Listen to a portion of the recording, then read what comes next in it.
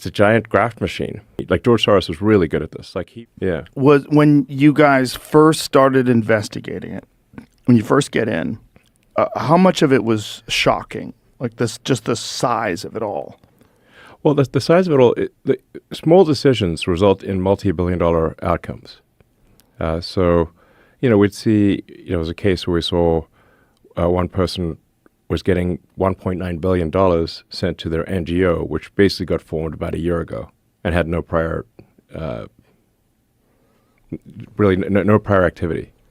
So they just stand up an NGO.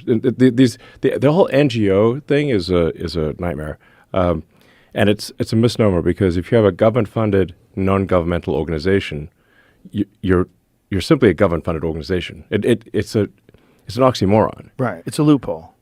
Yes. It basically, the government-funded NGOs are a way to do things that would be illegal if they were the government, but are somehow made legal if it's sent to a so-called nonprofit. But these nonprofits are then used to... People cash out these nonprofits. They become very wealthy through nonprofits. They pay themselves enormous sums through these nonprofits. It's so insane that that's been going on for so long. It's a gigantic scam. Like one of the biggest, maybe the biggest scam ever. And how many NGOs? I think there's a total number of NGOs, probably millions, but in terms of large NGOs, tens of thousands.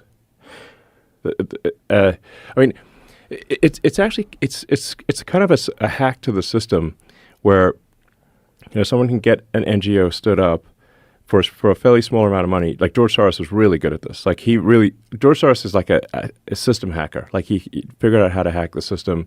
He's a genius at arbitrage.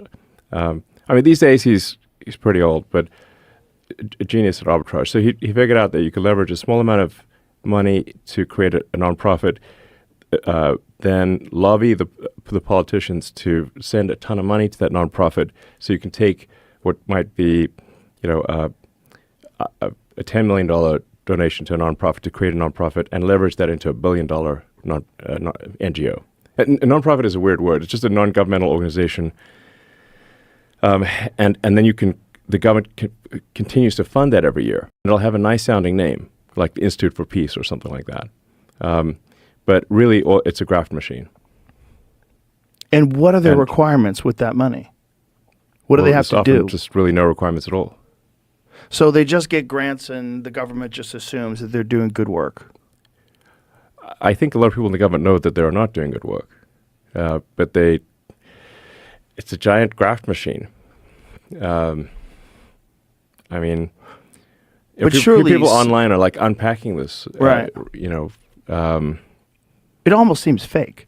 Like when you're seeing how we were covering this article that said 55,000 Democrat NGOs were discovered that had been contributing to campaigns and moving things around and pushing propaganda, and they were all connected. And they found it through AI. That you have to go through steps and steps and steps to figure out where the money's coming from. Mm-hmm. Oh, it's all funneling down to this group, and this group does that. And yeah, it's a giant propaganda machine, a giant regime change machine. Yes. Yeah. Yes, I mean... But does it do some good as well? It does some good. So it's like, it's not like 0% good. If it was really 0% good, it'd be much easier to attack. So there's going to be some percent good that they add in there. But it's like, it might be 5% or 10% good, but 95% not. So